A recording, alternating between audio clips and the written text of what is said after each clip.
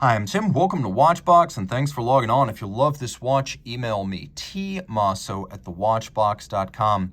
Your purchase and pricing email question line for buying this or any watch you see on any Watchbox platform. Please reach out to me directly. Email tmosso@thewatchbox.com for pricing details.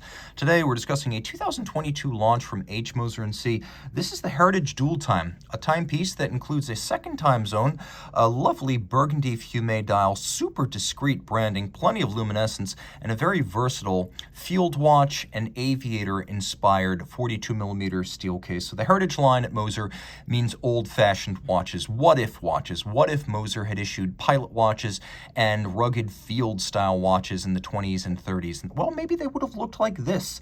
The watch is 42mm in diameter and steel, 11.7mm thick. It's 46.8mm from lug tip to lug tip, with a 22mm spacing between the lugs. Throw the watch on the wrist, it's lovely. Fits perfectly and beautifully.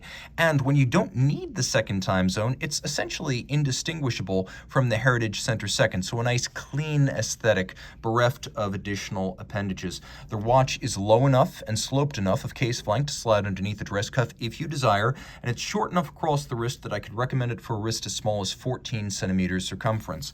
It is accompanied by a lovely kudu strap, and the kudu strap is a comfortable piece, a little bit of an unusual animal. It has a lovely gray, rustic, minimally tanned profile that show a lot of the marks of the original animal hide. We have a monotone stitch, a little bit of bolstering to give it thickness, a sheer cut side. You can see on the bottom, it's a more conventional calfskin. It is a brand new Moser factory strap, and it is equipped with a matching stainless steel Moser pin buckle. Note the Moser logo on the buckle and a combination of polish and satin with a polished pin on a satinated buckle.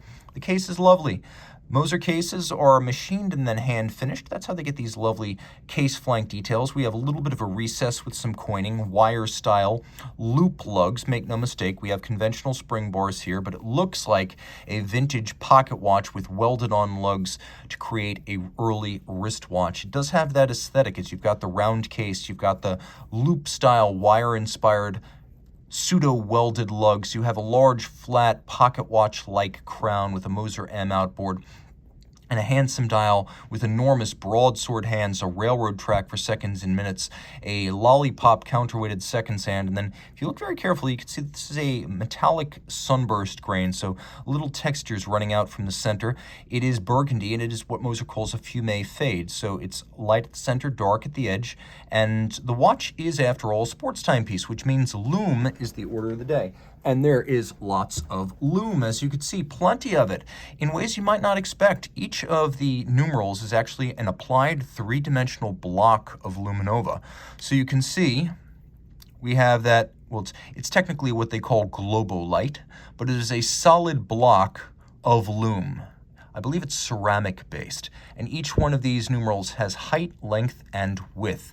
Now, one thing you can't see in the dark that distinguishes this from the standard Heritage Center Second is the new dual time complication. So as you can see, we have a secondary time zone, and what's fascinating here is that the secondary or reference time zone drives the date.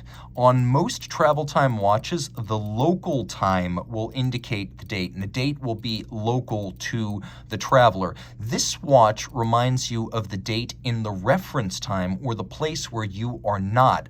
Now, because these things can be set to operate in perfect sync, you can still get the watch to indicate your local time if you're not traveling. You just collapse the 2 hour hands on top of one another so that the date moves in sync with the local time that you can see. But again, if you are traveling, take note, these things will diverge because that reference time is going to determine the date you view. There is a hacking seconds function, so you can stop the seconds hand if you want to synchronize to a reference time. Turn it all over. We have caliber. Well, this one's based on the HMC 200, which is a 3-day bidirectional automatic winding movement with a magic lever style bidirectional pole-based winding system. This one goes by HMC 809, so it's an automatic winder still with a 3-day power reserve, still with a 6 beat per second rate. It has the dual time capability. We have a full balance bridge and a free sprung balance for toughness and shock tolerance. You can see one of Moser's styling signatures is this double crested Cote de Genève across its bridges. The bevels are mechanically applied but handsomely applied. There's satination across across the balance bridge. All of the screw heads are black polished.